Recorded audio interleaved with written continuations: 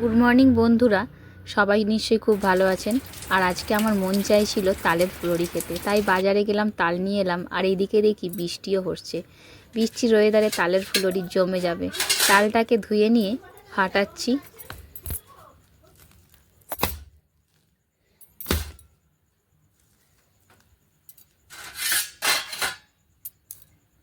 তালটা ফাটানোর পর তালের ওপরে যে কালো রঙের দেখতেই পাচ্ছেন খোসা, ওই খোসাটা তুলে ফেলে দিচ্ছি। এবারে তালটার কাই বের করে নেব। আর তালটা কিভাবে কাই বের করছি দেখুন, দেখতেই পাচ্ছেন ফুটো ফুটো একটা, মানে এটা কি বলবো আর, ঝাঁঝি টাইপের আর কি। এতে তালটা কাটলে অনেকটা বেশ কাই বেরোয়, সুন্দর করে, নষ্ট হয় না। আর ধরতেও সুবিধা হয়, আঁটিটা ঘষতেও সুবিধা হয়।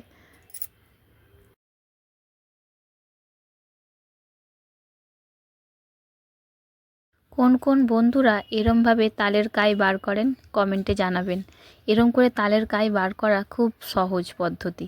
অনেকে আছে তালের আঁটি নিয়ে জল দিয়ে চটকে চটকে কাই বার করে, সেখানে কিন্তু তালটা, মানে তালের কাইটা চপসা টাইপের হয়ে যায়, মিষ্টিটা থাকে না। কিন্তু এভাবে বের করলে খুব ভালো। আর তালের কাইটা দেখুন না, কালার দেখেছেন? আর এক একটা মানে আঁটি থেকে মানে কাই বেরিয়েছে কতটা করে, খুব সুন্দর একদম বেরিয়েছে। কোন কোন বন্ধুরা ফুলুরি খেতে ভালোবাসেন, তালের ফুলুরি, কমেন্টে জানাবেন।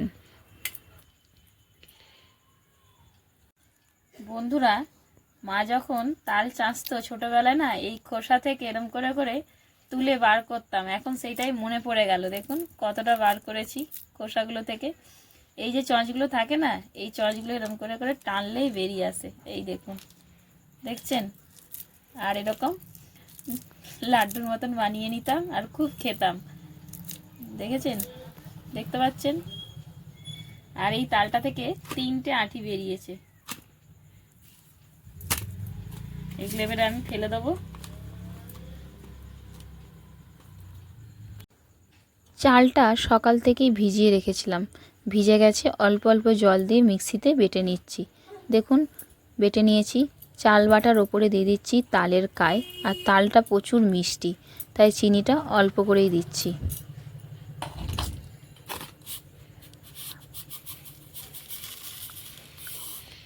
পরিমাণ মতন নুন দিয়ে দিচ্ছি।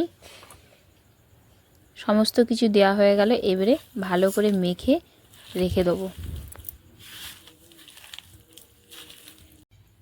বন্ধুরা, সমস্ত কিছু দিয়ে মাখানো হয়ে গেল। এইটা আমি এবারে আধ ঘন্টার জন্য রেস্টে ছেড়ে দিলাম। যে কাজটা আমি পারি না সেটা বড়মশাইকেই দিই। নারকেলটা ফাটাতে দিয়েছি বড়মশাইকে, নারকেলটা ফাটিয়ে দিল, আমি কুড়ে নিলাম। মৌরি দিয়ে দিচ্ছি এবারে। তাল আর চাল যে মেখে রেখেছিলাম ওর উপরে, তার উপরে নারকেল কুড়াটাও দিয়ে দিলাম। সব দিয়ে আবার ভালো করে মেখে নেব।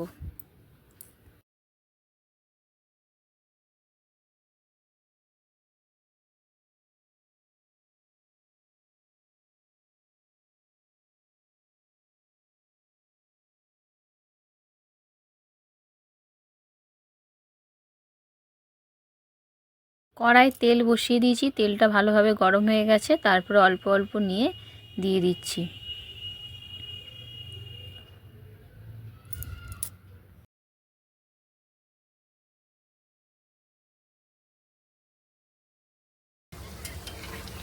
এক সাইড হয়ে গেছে, অপর সাইড উল্টে দিলাম।